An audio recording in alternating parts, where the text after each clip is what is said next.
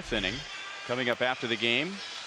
Boulevard Royals live, and the topics for Joel and Monty have changed in priority over the past inning or so. It was going to be about Yordano Ventura and his outing today, allowing 7 runs in 7 innings. The pitching of Carlos Rodon, pitching out of trouble to keep the Royals offense down, and that's been a challenge lately for American League pitchers to keep the Royals offense down. But now at the top of the list will be Salvador Perez, who was just removed from the game in the top of the 9th inning after a collision with Cheslor Cuthbert. David Robertson will pitch the bottom of the 9th inning, so Drew Butera is now hitting in the number 5 spot.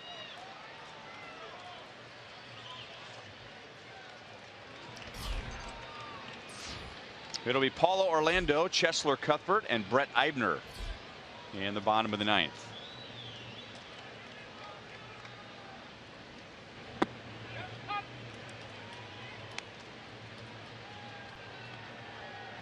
Paulo Orlando in the 2nd inning, single to right field to give him an 11-game hitting streak, adding to his career high.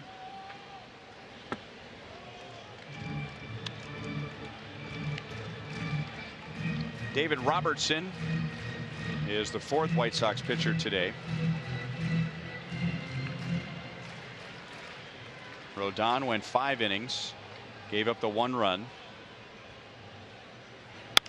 Pitched out of trouble in the 2nd and 3rd innings, but with a high pitch count was only able to go 5. Zach Putnam has picked up the White Sox bullpen today. He went 2 1/3. Zach Duke 2/3 of an inning, and now Robertson, the closer, is just getting some work with a 6-run lead. He uses a fastball, curveball, occasional changeup. Down goes Paulo Orlando, 1 away in the bottom of the 9th inning. Today's copyrighted telecast is presented by authority of the Kansas City Royals and may not be reproduced or retransmitted in any form, and the accounts and descriptions of this game may not be disseminated without the express written consent of the Kansas City Royals Baseball Club. Ryan Lefevre, Rex Hudler with Joel Goldberg and Jeff Montgomery. They're coming up after the final out.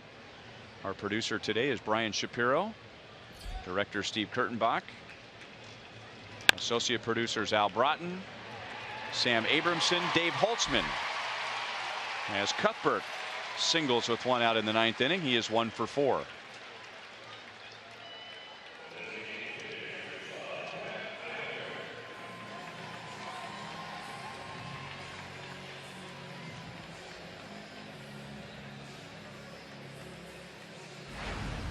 And now Brett Eibner, 0 for 3. All outs in the air. A foul out to first, a line out to left, and a pop out to short. And a chance for him to get an at-bat against a big league closer.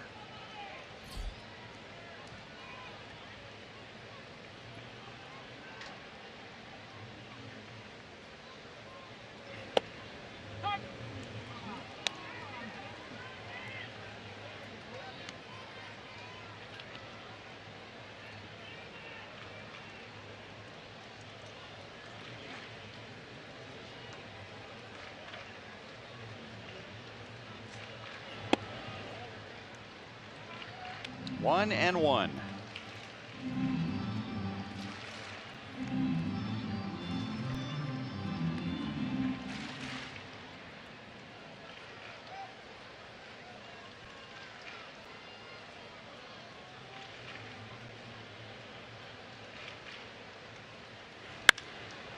Well hit to right field.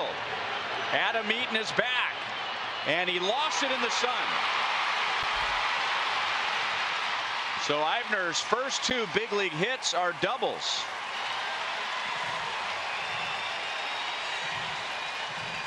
Off of a big league closer. I thought that had a chance. Now earlier in the game when the wind was blowing out there, that might have pushed it out, but now the flag's laying down, not doing any wind at all. Good swing, and he thought he might have had a chance with it. Hit midway up the wall. Eaton lost it.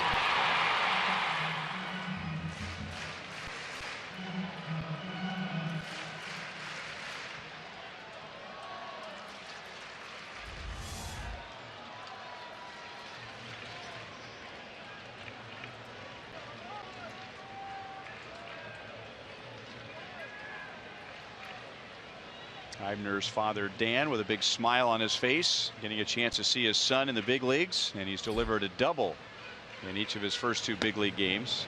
0-1 on Omar Infante, and Eibner has been the DH last night and today. He is a good defensive outfielder. Of course, you have to be if you're going to come up to the Royals system now, with a great arm. The Houston Astros, when they drafted Eibner out of high school in the 4th round, saw him as a pitcher as much as they did a position player, and he could throw in the 90s.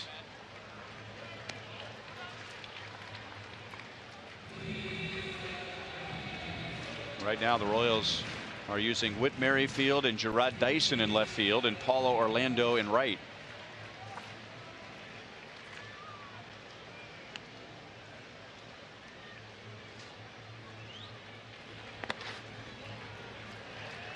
Two and one on Infante.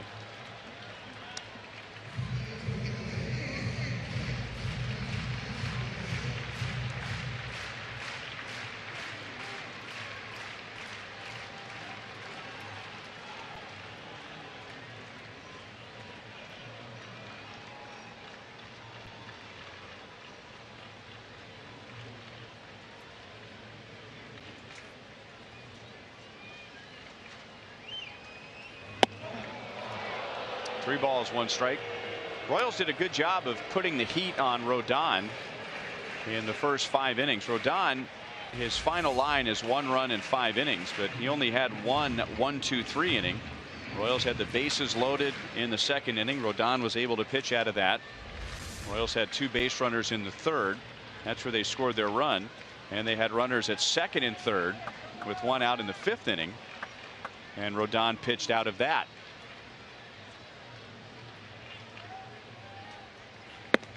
And the bases are loaded for Alcides Escobar.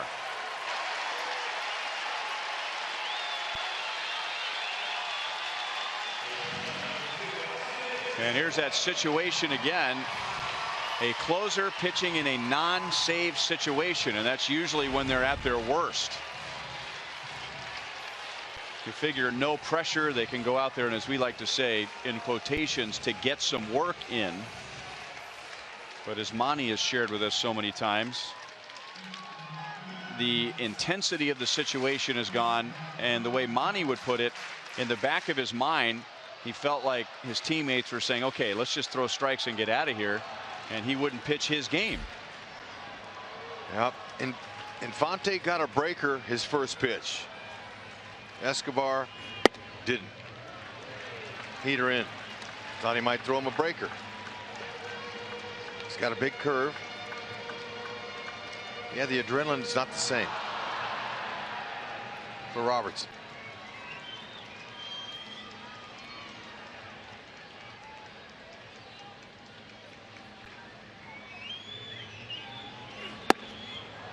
Not a strike, but boy, that is a pitch with some tight spin.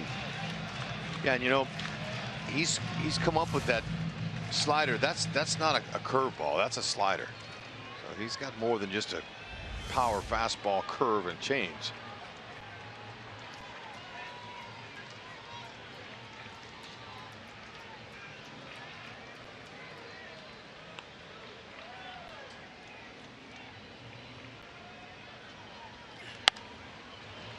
One and two.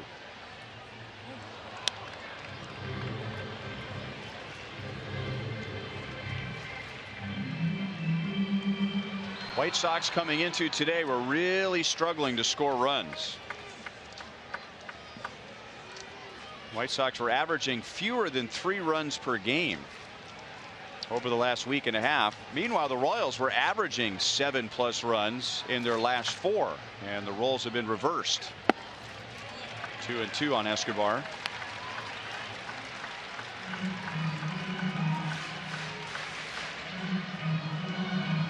Robin Ventura's team coming into today had lost 12 of 16 games and 5.5 games over their lead in the Central.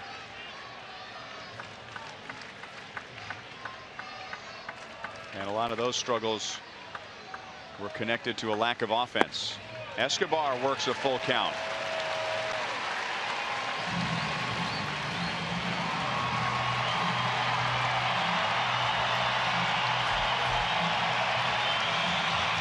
potential tying run is still in the hole. So if Escobar can reach, the tying run will be on deck. Fans holding out hope today. Over 31,000 are at Kauffman Stadium this afternoon. Inside, Robertson walks in a run.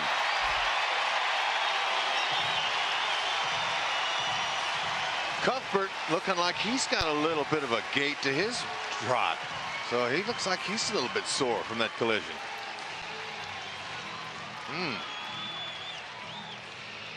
So Robin Ventura doesn't want to burn his closer by having him throw too many pitches in a non-save situation. And he just wants to check on Robertson. Now, of course, a closer cannot create a save situation, because right now, if another pitcher came on, it would be a save situation because the tying run is on deck. But for Robertson, he created it. He cannot get a save. If you'll remember back to the first week of the season here at home when the Royals are playing the Minnesota Twins, Molitor brings in Glenn Perkins for some work. He ends up throwing 32 pitches. The next night he came in and he was out of gas. We busted him and he went on the DL. So Robin Ventura is not going to let Robertson go much longer if he wants him for tomorrow. There's that slider for a strike to Merrifield. So Eibner is at third. He doubled. And then the back-to-back walks to two guys who are hard to walk. Infante and Escobar. Escobar gets an RBI with his walk. And now Whit Merrifield, who is 1 for 4 with a double today.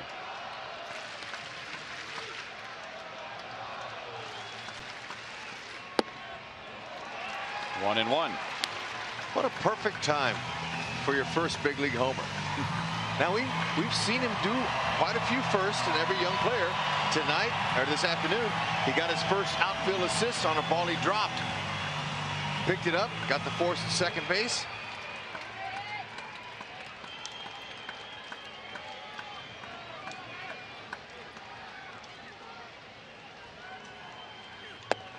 Two balls and one strike. And really, that's the only pitch he's throwing. That slider slash cutter. There's Lorenzo Cain representing the potential tying run on deck. Merrifield would need to reach for Cain to come to the plate, representing the tying run.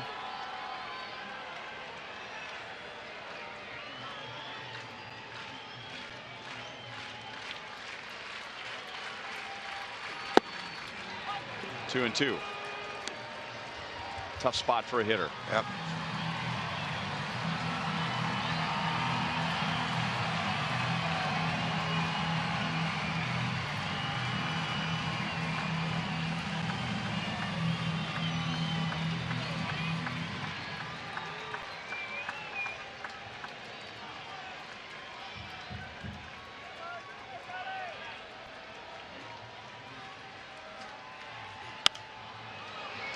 Still 2 and 2.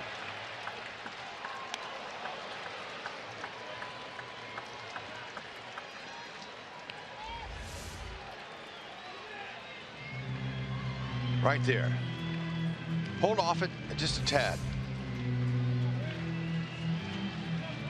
Merrifield wants to be able to cover the outside part of the plate, so he's got to be able to think that way. And that's where Robertson wants to throw it, but he can react in.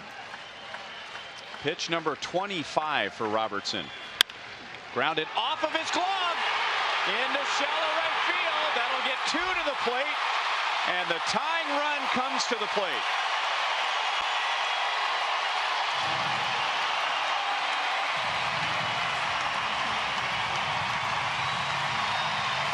Merrifield going good. He'll pick up a couple more ribbies with that. Line shot that was deflected, and Ventura now, he's between a rock and a hard place. He's saying, now look, my guy's already thrown 25 pitches. That's more than I thought it would take for him to get some work in this afternoon. And now with this happening, there's still one out. He doesn't want to wear him down, so he can't pitch tomorrow in case they need him. So his stomach's starting to churn a little bit here as he knows the Royals can come from behind. They did last night, their biggest deficit they overcame 4-run that they've done the whole season. So he knows it's in their DNA, but can they come all the way? 5 consecutive multi-hit games for Whit Merrifield. And now Kane and Robertson.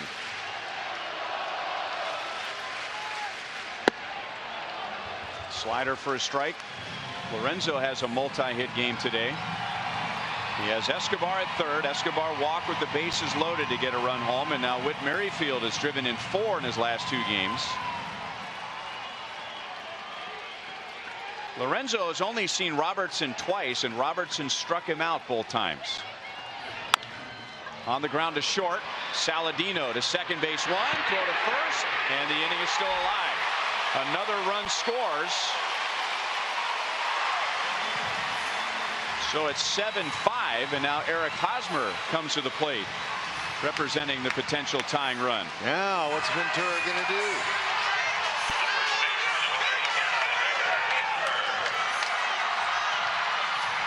You're going to leave him in with a home run threat? Good hustle by Kane. Very good hustle, keeping this inning alive. Drew Butera's on deck. They see that.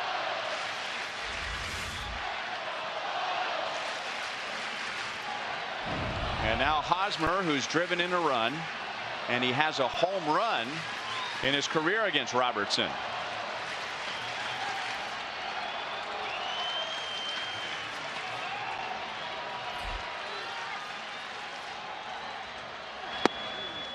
Good take.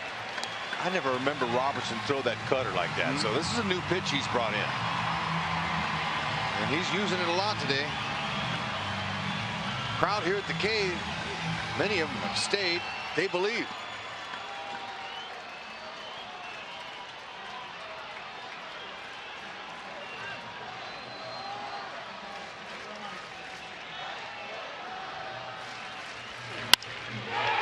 Right center field. That ball is down. Kane to third. He'll be waved home. Tying run in scoring position.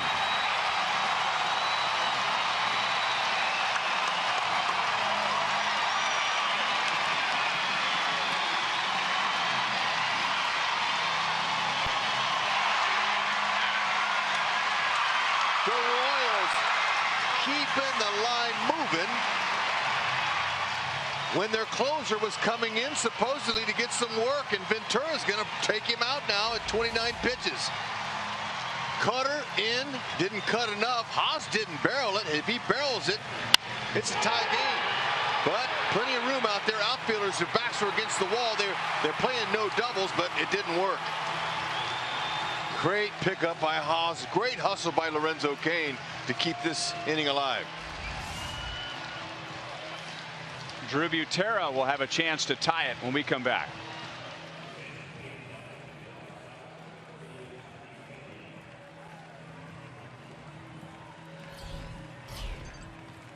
(7-1), and David Robertson got the first out against the first hitter, and then this happened. Yeah, just a lousy little one-hopper through, thinking, oh, no big deal. But we'll take the double off the wall, scores him to take the walk. Merrifield off the glove. That would have been a double play ball. Kane says, you know what? I'm going to beat out this ball. You're not going to double me up to keep the inning alive. And Hosmer with a nice stroke to right center field for a double. And the fans are on their feet here with 2 outs in the 9th inning. Tommy Kahnle making just his 4th appearance, and pitches to Drew Butera, who had to take over for Salvador Perez, who was injured in the top of the 9th inning.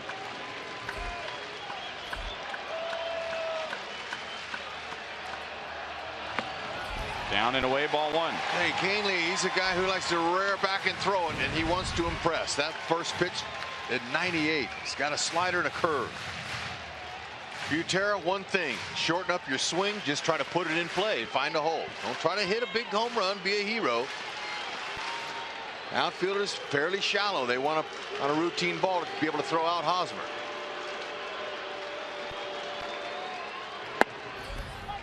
'99. 1 ball and 1 strike. Butera choking up. Yeah. Like you would. One of the first things you learn against a pitcher who throws hard. That's right. You got a fastball like that, you're going to use that pitch.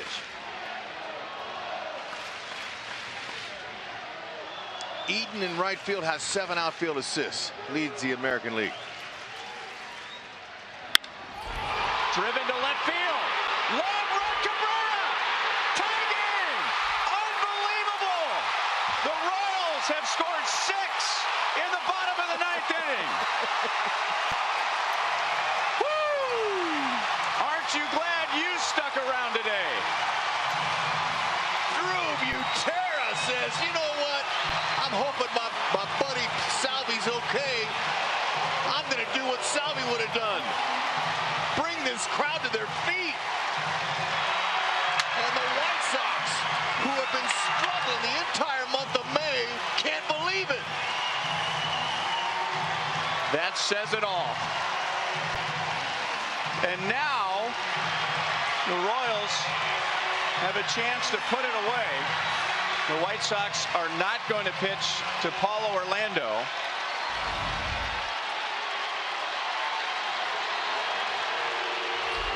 Whoa! Winning run is at third base. How about another one of those, please?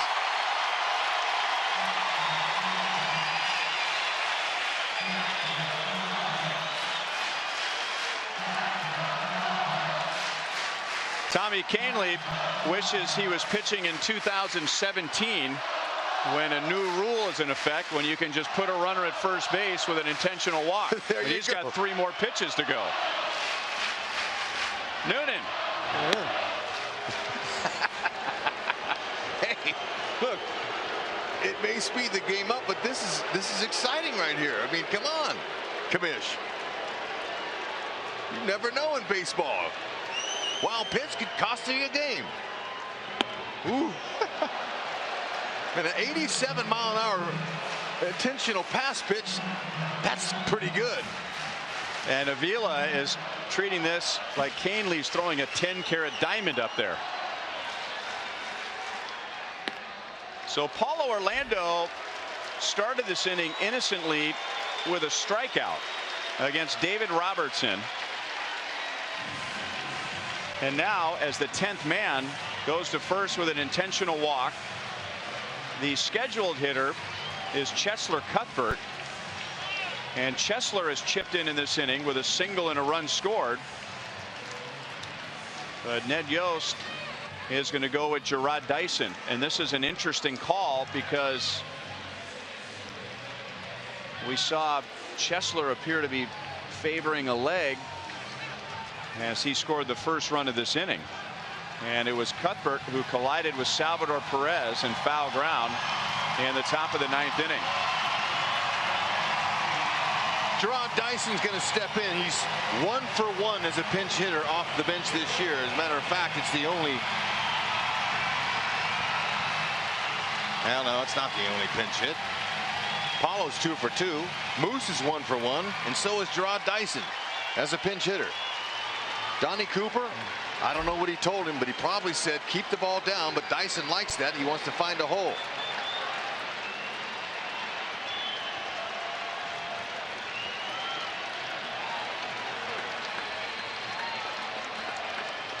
Orlando runs, and Avila just saved the game. 1 ball and no strikes.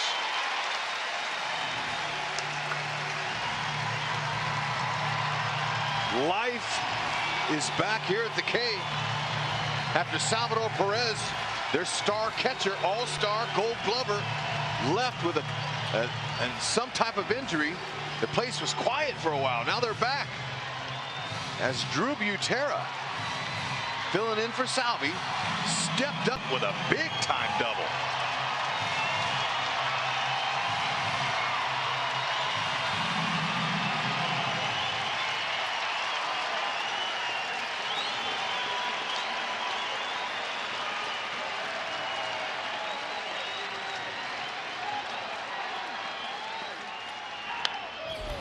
1 ball and 1 strike to Dyson. Well, when the inning started, I had pointed out that the White Sox had been struggling to score runs in the last 10 days, not even averaging 3 a game.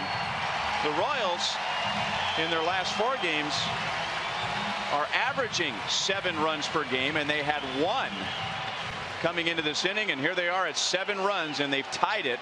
And now the White Sox are going to put Dyson on. Oh man, this is an adventure.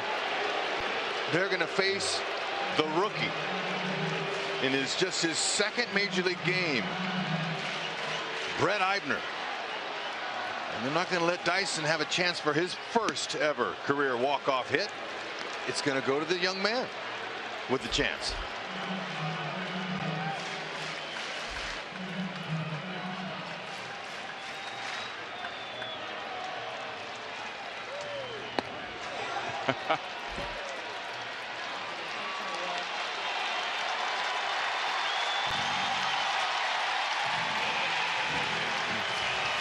So Brett Eibner comes to the plate, and before he went to the plate, he had a little chat with Alcides Escobar. Esky, slow it down. Yeah, slow it down.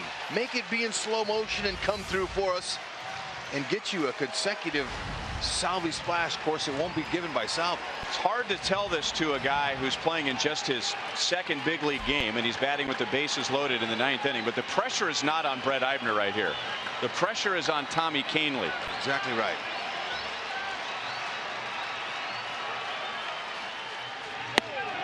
Looked like a cross-up. I don't think Avila was ready for that pitch. I mean, this game is going into extra innings. The Royals have already scored 6 in the bottom of the 9th. All the runs charged to White Sox closer David Robertson. So Eibner should have a smile on his face like he does right now. Might want to take a strike.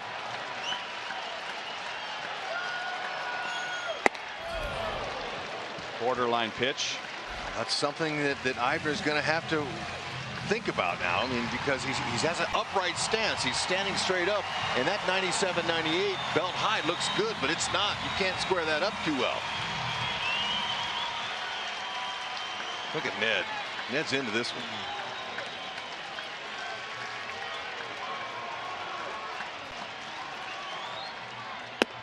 Two and one. Boy, Brett Eibner, he's got to say to himself, this ball has to be right down the middle of the plate because Kahnle is all over the place. Right. And there's Esky just trying to say, hey, look, just bring it down. Calm down.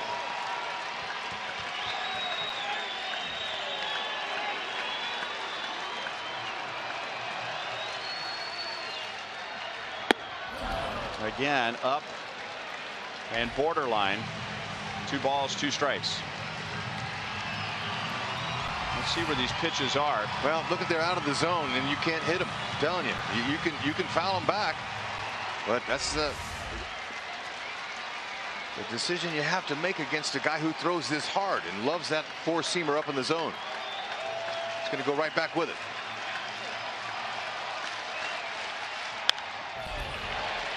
.99 miles an hour.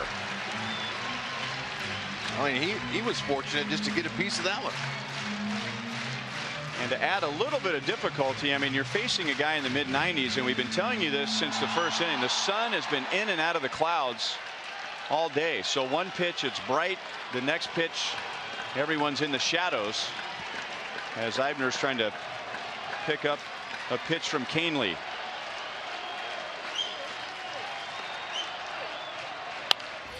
Another foul ball. So back into the shadows again.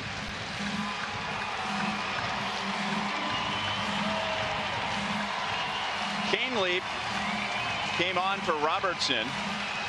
He gave up the double to Butera to tie it, and then he intentionally walked Paulo Orlando and Gerard Dyson.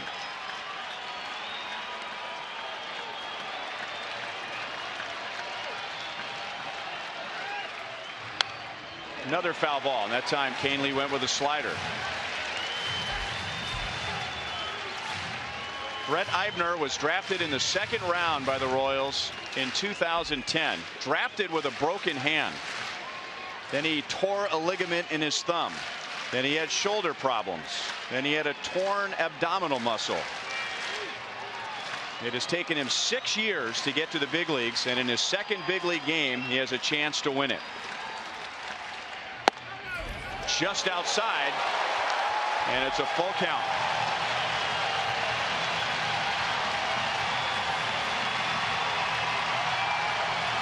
Pretty close on that one. He wasn't looking down there, I guarantee you.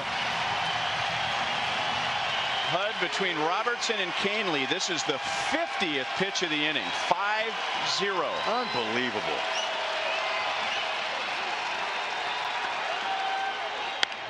Fouled away. And that was the most hittable pitch he's had in this at bat. With 1 out, Cuthbert singled. Eibner doubled. This is Eibner's 2nd at bat in this inning. Infante walked. Escobar walked with the bases loaded. Merrifield a 2-run single. Kane an RBI force out. Hosmer RBI double. Butera RBI double. And now back-to-back intentional walks. A 6-run bottom of the 9th. Line, base hit right field. It was worth the wait for Brett Eibner.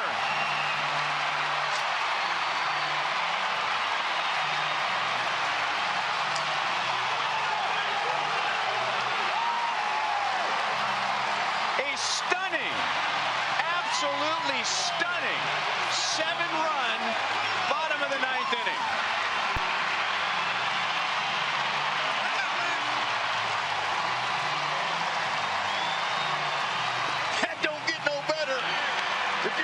Fan, if you're a White Sox fan, you have some indigestion.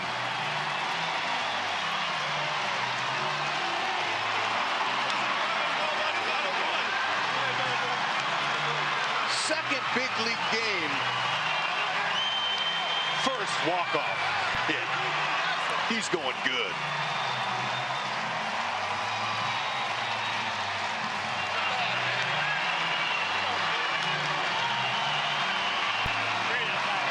What an at-bat, by the way.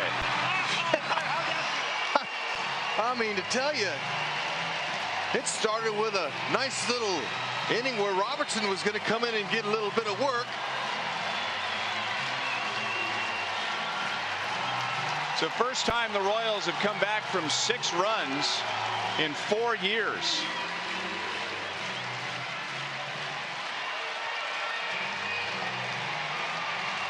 Brett Eibner and his family will never, ever forget today. Let's go down to Joel.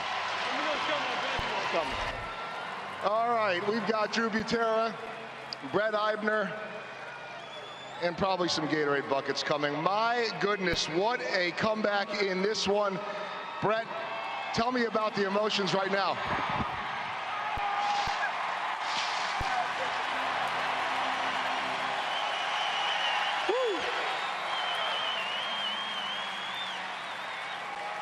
That felt good.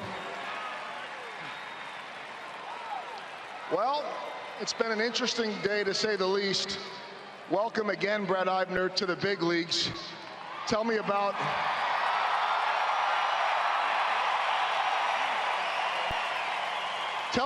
your emotions on day 2, because day 2 seems a little better than day 1. Yeah, just had to get the first one out of the way, and it's just like any other game. And went out here and just tried to put the best at bats I could together and help this team out. How are the nerves compared to that at bat in the 9th inning, where this incredible comeback has happened and you've got the chance to be the final hero, versus your first at bat in the big leagues that you've been waiting for so long? I was actually really calm. I might have taken a couple big swings early, but I settled down and battled back into the count and got a pitch that I could handle. I assume that growing up, those are the plays you dream of? Yeah, I couldn't draw that up any better myself. All right, congratulations, Brett Eibner. 2 days, 2 Gatorade buckets. Go enjoy it, and we'll bring in Drew Butera right now. Brett, great job. Thank you. Drew, you've been around this game for a long time as a player and growing up with your dad as a major leaguer. Have you ever seen anything like that? No, but I've never seen a team like this. You know, we never quit. The fans never quit, and you know, I'm glad we could do it today. This game and this place went from being very quiet for understandable reasons to feeling like it was a World Series game with the energy in here. So you come up to the plate for your first at bat, first plate appearance of the game. Take us through what you saw and your emotions. You know, just looking for something up out of the zone. Kind of thinking about Salvi too. He always comes clutch in those situations. So I was like, what would Salvi do?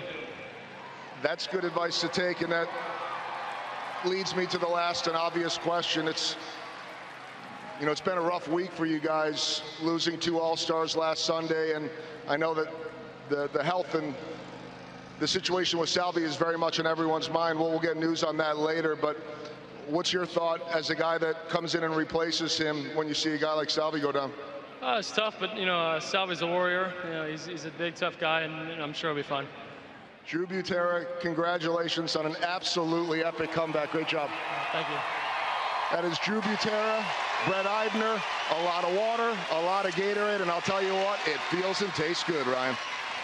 I can only imagine, Joel. And by the way, the Royals at the moment are in a first-place tie with the Chicago White Sox. Brett Eibner in his second big league game, his first walk-off. And for the first time in Royals history, they are down by 6 going into the 9th, and they win.